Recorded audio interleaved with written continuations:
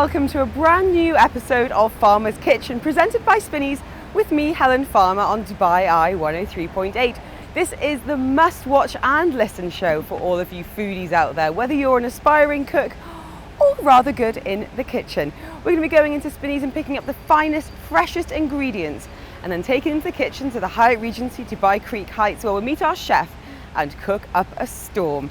We are going to be revealing what those mystery dishes are very soon, so let's head into Spinneys and get what we need.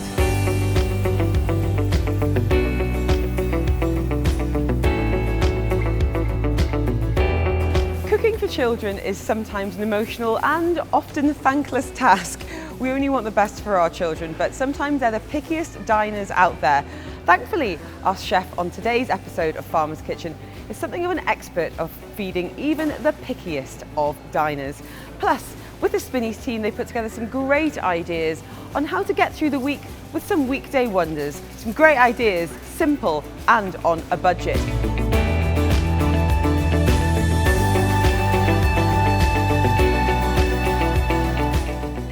Great to be joined now by Stephen Rudge. He is the category manager of produce here at Spinneys, and we're having a very special look at kale, one of the star ingredients in one of Lindsay's dishes. Now, please do correct me if I'm wrong, Stephen, but I feel like kale is having a bit of its moments in the sun over the last 5 years, and I hadn't really heard of it until quite recently. It's much to my embarrassment. Can you tell us a little bit about it? How popular is it in store, firstly? It's incredibly popular in store, and it's growing very fast. It's growing by about 20% a year. So it's becoming increasingly important as far as customers are concerned. How much is being sold? We're selling more or less 2 tons a week across all formats. Wow, that is popular. And when you say all formats, we've got some delicious fresh bunches here that are sold unwrapped on the shelves so people can take how much they want. Well, this is what we've picked up from Lindsay. This is the bag of organic, about 300 grams here. And we've got some other kind of pre-packaged options as well. So can you tell us a bit about the provenance of it? Where do you source it from? So our 2 main sources, Europe and US. Europe, we do Holland in the summer, between May and November, and then Spain between November and April. And then US is all year round, mainly California. One of the interesting facts out of California is the number of growers in California has doubled between 2007 and 2012. Wow, so they've recognised the popularity. It's becoming worldwide popular. So it is quite a hardy veg, and what we do with it at home, and even my kids like this, we've got an air fryer, and we just make kale chips with it. I think Lindsay's got different plans for it, but really versatile. I mean, it can be boiled. We've got it here on the deli counter in this lovely salad, which I'm completely hooked on. It's just phenomenal. The parmesan and the walnuts and the sultanas as well. What about other varieties that are in store? Because I know there's an Italian version which is popular with chefs. There's lots of different varieties coming through on kale now, and lots of different variants. But one of the valuable ones is the Italian Cavallero Nero, which is the Tuscan kale. It's a black leaf, so that's very popular. The other one is Russian kale. So Russian kale is grown in a lot of our baby salads, and it's a red colour, so it adds colour and texture to a lot of our baby leaves. And lends itself a bit of a textural change as well, and can be eaten raw. It can be eaten raw. It's got a lovely peppery taste, mustardy tastes. So it adds colour and texture to a lot of the bagged salads. So it's not just the traditional one, it's now available in sort of different varieties and different formats as well. And we're taking a bag of this organic for Lindsay's special recipe. Really excited to see what she does with that when we head over to the kitchens of the Hyatt Regency Dubai Creek Heights. Thank you, Stephen. So I've had my shopping list. We've been around Spinneys picking up the freshest ingredients, including some beautiful salmon fillets, some already made vegetable stock, and this is the key, because we are going to be cooking up a storm but making it super easy and simple. It's all about weekday wonders on this episode of Farmer's Kitchen. So some great fresh produce, but also some tinned and pre-prepared things to make life a little bit easier when you're cooking for the family, and often on a budget too. We're taking all of these things from Spinneys to our kitchens at the Hyatt Regency Dubai Creek Heights, where we're meeting our chef. And she's going to be cooking up a few dishes, hopefully to get us through the week and keep us sane when cooking for your family. Thank you so much. Stay with us on Dubai Eye 103.8. You of course can head to the website, watch there too. Stay with us because we're cooking in the kitchen next. Welcome back to Farmer's Kitchen, presented by Spinneys with me, Helen Farmer. We are in the kitchens at the Hyatt Regency Dubai Creek Heights, and we're cooking up a storm with UAE chef Lindsay Battles from I Eat My Peas. We've been to Spinneys, we've got our delicious organic veggies, we've got some spices. So let's do our first dish, which is what? It is a veggie chili. So veggie chili that we can all eat. Yes, definitely. I mean, my kids actually love it. I find that sometimes it's quite nice to eat vegetarian. We aren't vegetarians or vegans, but I do like to make a conscious effort to feed my children vegetarian food because it does mean that it's more packed in nutrients and actually it's cheaper as well. Really good value. I find that it's just really good, and this is such a fantastic recipe because it's quite rich. It kind of feels a bit meaty, but yeah, it isn't. It hasn't got anything in it. So we've got some lovely peppers. We've got onions, garlic, puree, passata as well. Yep. Let's start with this lovely red onion. Red onion, you'll definitely already know that you take off that bit. Take off the bottom. And you take off, but not too much, just like the hairy bit. You still want to have some kind of form. You at want the to have top. a root because basically otherwise you're going to have a nightmare cutting it. So that's one thing you're not supposed to do, but you know, that's fine. So chop it down the middle. Yeah, exactly. Can I take off, then, can I you take take this off off? that. And then... So taking up the outer layer of that red onion. Exactly. We'll discard that. Okay, so then you've got like this nice, neat thing, and the most important thing is it's got the root. The root's at the top, it's there, so it's all structurally intact. Yes, exactly. So we are just going to slice this. So actually that's quite simple. She says, as a classical and also, trained chef. One thing that you must remember to do whenever you're cooking anything is that you do all the stages at once. So I've chopped this in half, and then I've taken this skin off, and you help me take that skin off. You don't take this skin off, chop it, and then start this. It makes it much quicker to do everything in one go. So now I can feel my eyes already watering, Lindsay. yeah, Any tips and tricks on that, apart from wearing goggles? Awful, so we just get stuck in. Okay, really we're just quickly. going to cry through it. Okay, so basically like a claw. Claw on top of the onion. On top of the onion. You don't want your fingers like that, basically, because that's when you're going to chop them. So you may have a claw. Tuck the ends under. Yeah, exactly. And then you basically rotate the knife. So you're almost rocking the knife. Yeah, exactly. And obviously, you can go like really, really thin if you want to. But this again, is for a chili that, you know, it's going to be breaking down in the heat, so we don't want it to be completely disintegrated. Exactly. And what I do when I'm teaching people how to do it at home rather than in a kitchen is, quite frankly, that's not stable for lots of people. So just drop it down. Okay, don't worry so about you it. can plop It's it fine. onto the board. It's absolutely fine. And then, and I'm sure there's lots of trained chefs out there. And then flip it back. Don't worry about it. So, onion is chopped. Yes, and actually for this recipe we're just going to do everything at once because again I think it's easier rather than doing bits and bobs. Now it's the peppers I'm really interested in getting your tips on as well, because no matter how hard I do this I always seem to end up with tiny, tiny seeds. Oh, everywhere. In my dishes. Yeah, you do. So come on, insider tips and tricks. So basically hold it like this on the side. Plonk it down and then get the claw, and you just lop the bottom off. Okay. Okay, so you've got a nice stable flat. Okay, and then you just go 1, 2, don't worry about the seeds. So we're just cutting off the sides. And then drop it, done. Okay, so we're going to move over there. Okay, I now have the pepper. Okay. Actually, you want to do this one? Yes, I'll cut it, of course. Okay, so again, we're doing all this part first, claw. So claw, and then chopping the bottom off that red pepper. Yep. Making it nice and stable, and then we're cutting off. Yep. How close to the green does it matter? I mean, if you want to maximise the amount of pepper as close as possible, but obviously you might get a few seeds. And then drop it. Yeah. And then, okay. Yeah. So if you're really worried about the seeds, all you do is just use the end of the knife. So for like on this one here, and you just like basically break it off. So you slice into it and you just pull slice that seedy but, flesh out. don't worry, especially for this one, it doesn't really matter. You've got lots of other stuff. Also, never do it like this on a knife, like use the back of your knife, otherwise you're going to blunt it. Okay, so then we've got it all prepped, like I said, at once, and then all we're going to do is... So you're basically going to cut ribbons of that pepper? Yeah. I'm going to let you do that, Lindsay. Off you go. Sure? Yep, 100%. Okay. 100%. So with your kids and cooking and knives, are you okay with them, or when did you start introducing a bit of chopping? Sorry, with the kids cutting, they don't yet do it. They're a little bit little. How old are your children? They're 4 and 2, and I think they would love to. I have seen those kids ones, so maybe I'll get them involved in a couple of years. But I just think, you know, they can do lots of other stuff. I get them involved in mixing and stirring, and you know, for instance, with this, I would have a couple of bowls out at home.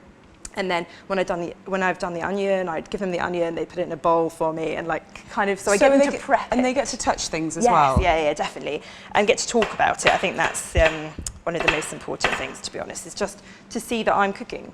I think that's... And that things aren't just arriving ready-made on the plate. It's quite important that they start seeing that. So let's head over to the hob. You've got a big bottle of olive oil there, Yep. Lindsay. Can I ask you about your cooking preferences, the oils and smoking points? I generally, just to make it easy at home, is I have sunflower oil, which I often use for things like this. But really, if you've got sunflower oil and olive oil at home, you're kind of covered. Great. And really, you only have to worry about it if you're going to really bring something up to a high temperature, like when you're searing steak or something like that. That's when. But actually, for this, I'm just going to be slowly cooking these, so actually you don't worry too much. So it's going to like a couple of tablespoons, basically. Generous glug of olive oil. Yeah, exactly. It's quite there, and then we are going to put the onions in. Just sizzle. Okay. Just grab a wooden spoon and just stir that round. There.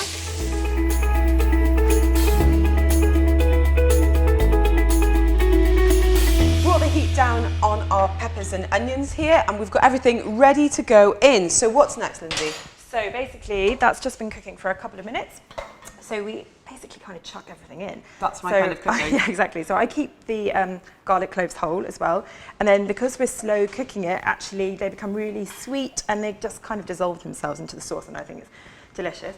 And then we're going to add our spices. So that's 1.5 teaspoons of smoked paprika and 1 teaspoon both of ground cumin and ground coriander. Right. So just Can I stir that through for you? Yeah, that's perfect. And then... Oh, it smells amazing as the heat's getting to that garlic and then the spices. It's like a couple of tablespoons. I'm doing this pretty roughly because, again, it doesn't matter too much. Tomato puree going in. Yeah, a cup of tomato puree. Get it out there. There we are. Perfect. And then... So just coat the veggies in these spices and yes. And it's best to cook off tomato puree just for like a minute. Just to kind of... Before any liquid goes in? Yeah, so just for a minute. So we've drained our beans. Yeah. This is going to be our source of protein in this veggie chili. Yeah. And the starter's ready to go, and the vegetable stock is ready to go. So Lindsay, this smells... It smells amazing, so doesn't it? delicious, like really comforting autumn food. Yeah, it really is. So we're not going to put the beans in right now, because what we're going to do is cook it for half an hour, and with the sauce and the peppers and the onions, so they become really lovely and soft. And then you add the beans in for like the last 10 minutes. Great. So starter going in. How much? Almost all of it. So it's about it's 500 mils. So yeah, and then delicious. 500 mils of vegetable stock. If you haven't got the vegetable stock, then you could just use boiling water. Okay. Like it wouldn't be a disaster. It wouldn't be a disaster at all. It just tastes a lot nicer. And then we're just going to do a good pinch of salt. Not afraid of a bit of if salt. If you are a bit worried about giving salt to your children, then obviously, don't. But it is something that people do need in their diet, and it does make things taste a lot better. So as long as you use it when you need to, and I generally use sea salt because you don't have to use as much, and it gives it like a really lovely, soft kind of saltiness, whereas with a really fine salt, it's very, very strong. It's quite acrid. Yeah. So we've got everything in the pot there, apart from the beans. Yeah. When we come back, we're going to finish that off and get the cooking on dish number 2. It's Farmer's Kitchen with me, Helen Farmer, visited by Spinneys, and we are at the Hyatt Regency Dubai Creek Heights. Stay with us as we find out what else is cooking in the kitchen. I'm going to come back and have a look at dish number 2. Just to recap some of our ingredients we picked up from Spinneys, we've got soy sauce, we have got honey of your choice, but definitely squeezy. Yes, definitely squeezy, just to make your life easier. We have got some ginger. Now this is from the frozen section. Yes, yeah. Can I ask why that's preferable or why you like it? I just thought it would be a really useful thing to show people that actually is available, because actually at home I generally buy the fresh one and then I chop it up and then I put it in the freezer, so it's exactly the same as this. So basically you're just taking away, eliminating a whole process, which, let's face it, after work or after the school run, you just don't need to be peeling fresh ginger. Absolutely right. So we've got salmon here, but we could be making this with chicken. Yeah, you can make it with chicken, or I've made it with mushrooms actually, and you can make it with beef as well. It's really, really flexible. And yeah, I just keep the marinade exactly the same. Obviously with meat, you could marinate it for like a whole day. With salmon, you need to be careful. Probably 4 hours is is the max. All right, Lindsay, what sauce are we making? So we're making a teriyaki sauce, but like the simplest teriyaki sauce you could ever possibly make. Okay, so how do we get started? So it is ridiculously simple, basically. So this is around 500 grams of salmon, and then we're just going to put over the salmon, we're going to put 3 tablespoons. So we're not even mixing this in a bowl, you're just mixing it on the fish itself. Yeah, exactly. So 3 there. Can you see it kind of pulls around it? And that's okay? Yeah. Well, you don't need to turn it over or anything? Well, we probably would. I mean, if you're really in a hurry and you need to cook it straight away, you can, but it's going to benefit from a couple of hours, probably. You could do it and leave it in the fridge. Yes, definitely. And then we're going to use the honey. So there was 3 tablespoons of soy sauce. And then balance that out with some sweetness. Yeah. As with most Asian food, you're looking for a bit of salt, a bit of sweet, and a bit of tanginess, which is the ginger, basically here. Could you mix this in like a plastic bag? Yeah, definitely. I have done before. Yeah. Just think That's make life even easier. Yeah, especially if you're marinating like chicken thighs or something like that. Sorry, using my fingers. No, nothing wrong with getting a bit messy. And this is something that the kids could do, isn't it? Yeah, definitely. So you could mix it up in a bowl separately. That's absolutely fine. I just like to do it on a plate, basically. I'm thinking about the washing up. And then it's about 30 grams of ginger. So let's have a look at the ginger. So it's quite finely chopped. Finely chopped. So like I said, normally like you could do this at home with fresh ginger. You just use, I should have brought some because actually it's quite a handy little chef's tip that you use the back of a teaspoon to peel it. Oh, and you maximise the amount. clever. Another day. But anyway, and then I just put it in my food processor, so I don't even bother chopping it. It's fine. You can chop stuff. Okay. Even as a chef, it's fine. You don't have to. Yeah, right. So then I'm just gonna I'm gonna put a little bit more because ginger, and then kind of get your hands in. So we're just rubbing that ginger right in. Just make sure it's all kind of. You've got the skin on the salmon there. How does that help when it comes to cooking? I just like how it caramelizes up, but equally, like my husband doesn't like skin on, so I cook it with the skin on and then I take it off for him and the kids, and I keep it on for myself or eat this. So the kids love this too? Yeah, they really like it with chicken, and the salmon. Can I ask, because going back to the veggie chili, I know a big philosophy of I Eat My Peas is about everyone eating together and making things so many of us going, this for this child, and then this is for the grown-ups. Yeah. With the chili, could that even be pureed down if you're weaning or for really little ones? Yeah, absolutely. Something like the salmon, obviously you have to be careful because of the soy content, because of the salt. But really, 1 upwards, it's fine. They're not eating a huge amount of it. Remember, it's just coating it, so don't worry too much. Definitely with the chili, you could blend it down. Great. And often with the girls, when I first started in, I kind of do a softly approach with some meals. So what I used to do was actually puree it up before I added the beans. So actually the peppers were all pureed. It was a really, really smooth sauce. Like a bit of a hidden veggie sauce. Exactly. And then as they get a little bit stronger and a little bit more resilient to new things, then you can start introducing more chunky kind of sauces. Brilliant. So our teriyaki sauce there, the soy sauce, the honey, the ginger as well, is all massaged in beautifully. Yep. And in an ideal world, it would be on the salmon for about 4 hours. Yeah, for 4 hours, and maybe like turn it around. You'll see it starting to like kind of change colour on the outside after that long. But equally, if you're in a real hurry and you get home from work and you really want to cook this, then you can put it in the oven like this. It's just not going to marinate right into the salmon, but it will still taste amazing. And then I mean, that is such an easy sauce, and then you could then cook it for how long in the oven, do you think, with the salmon? When it's a bigger piece, let's say 20 minutes, just to make sure you get to the centre, 15 if it's single fillets. Great. Yeah. Right, let's pop that aside. I'll let you wash your hands. So this is our salmon. I'm almost tempted to stick a little finger in.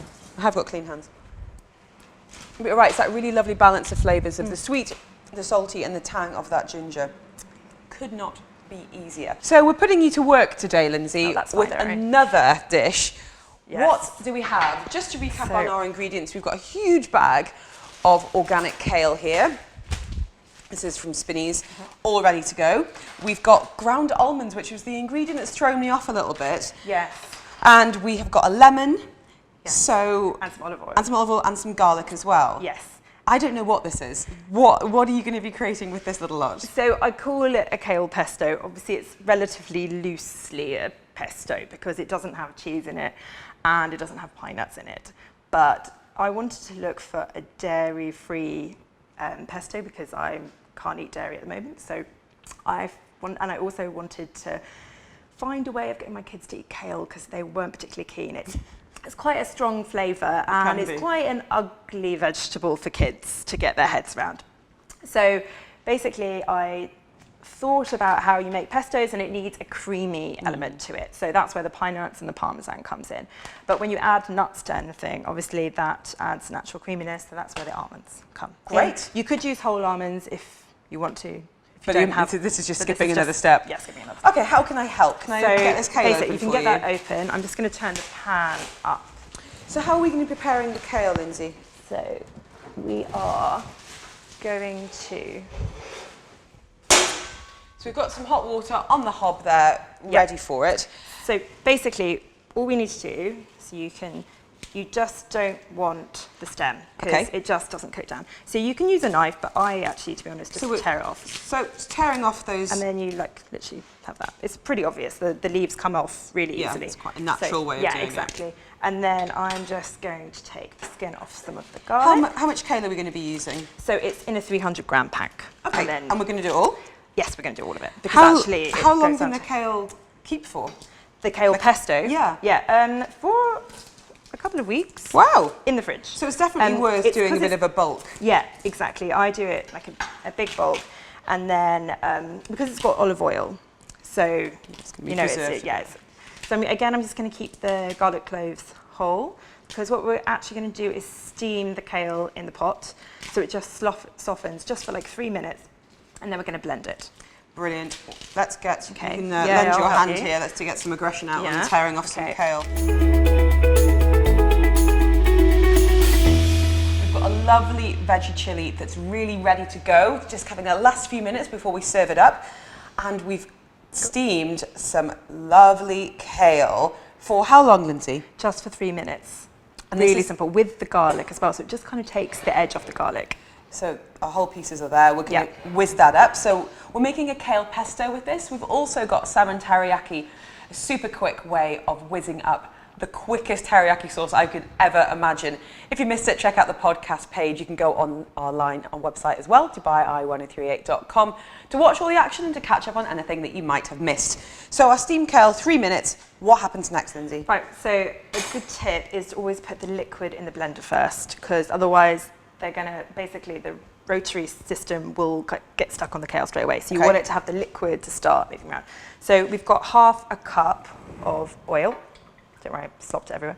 And then a quarter of a cup of ground almonds. Okay, and this is for the creaminess that you're saying would be missing if we were going to be using nuts or pine nuts and cheese. So basically, if you wanted to make this nut-free, because equally you might need to if you were going to put it in lunchboxes, for instance, then you would just use pine nuts and parmesan in place. So basically the same quantity. Great. Yeah. So what we're going to do is we'll put a little bit in, just to give it some kind of traction. Yeah, you kind of like ease it in. I can't believe the colour of this kale now it's been steamed. It's beautiful, so isn't it? bright and beautiful. It is actually really beautiful. Okay.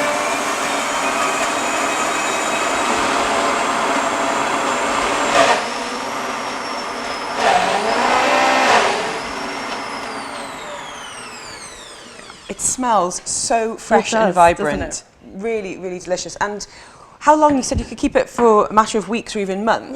Yeah, well, no, a couple of weeks probably in the fridge. In a mason jar? Yeah, in a mason jar, so airtight, definitely. Okay, so let's have a look at this. And what would you be using it for? I mean, pesto pasta is the big fave in our house. Yeah, so that would be an easy one. Any other creative uses for some kale pesto? I actually sometimes put it in a sandwich. Really? Yeah, it adds a nice kind of moistness to it. It's quite nice on top of tomatoes. So you can use it as a dressing, also of a salad. Now, you've conveniently left me a little spoon here, so I will be having a try. But yeah, the freshness of that kale, the zing of the lemon, that's really good, isn't it? It's delicious. Yeah, and so because it's so creamy, actually, children, it's not that kind of harshness that normally comes with kale because of all the other flavours in there. Wow, there we go. One for you wanting to be kale converts, kale pesto. Okay, I'm going to bring over the chilli. Yeah. It smells so delicious. As I said, like a real kind of winter warmer. Yeah. Oh. Wow, and what are you going to serve that with? So I generally serve it with some sweet potato wedges. Again, just to up the veg content, but equally you could just serve it with some rice. Look at that. The Yeah. peppers have cooked down beautifully. It's really, and it smells just so It's incredible. so- Really smoky from the paprika. I mean, it's so important to get that paprika in there actually. So you just spoon it on top.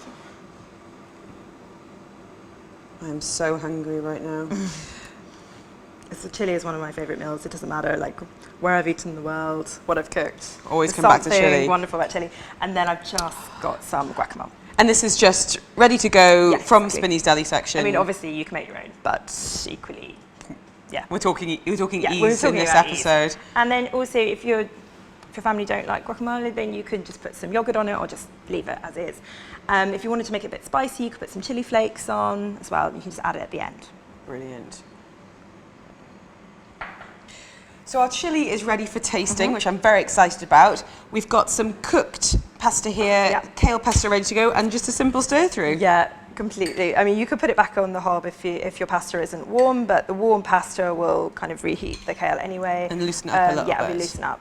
And you can put on as much or as little as you want, really. You can make it really thickly covered, or you can just have a light coating. Do you know what I really like is it looks so much fresher than the pesto you might make traditionally. It really It is. looks healthier. Yeah, Not and that I children need to know find, that. yeah, I find store-bought can sometimes be quite a strong flavour for children, so I find that this is a little bit mellow. It's fine for adults, but actually I just prefer this for the girls. So we're just going to put it in a little bowl, and then you can either serve as is, or, I mean, all pasta is better with parmesan I think on cheese it. makes everything better. Yeah, it does. So a quick sprinkle then of the parmesan. And the salmon is now ready for the oven. So this is what we would do, as we said earlier, just a quick 20 minutes in the oven, crisp up that skin, or remove it if your husband doesn't like it. And that is your 3 weekday wonders. I've got my spoon, I'm going in for the chili. This looks amazing. Yeah, It's so silky, it's so smoky. it's really lovely. Absolutely lovely. We've got the freshness there from that ready-made guacamole. Got my different spoon for our pesto today. You could have that cold the next day as well. You really could. exactly. Lindsay, thank you so much My for joining pleasure. us on Farmer's Kitchen. Guys, please do get involved with the shows. Any recipes, any chefs you want to see featured on Farmer's Kitchen presented by Spinneys, head over to our website, dubai1038.com. I'm Helen Farmer. We'll be back next week with a brand new episode here from the Hyatt Regency, Dubai Creek.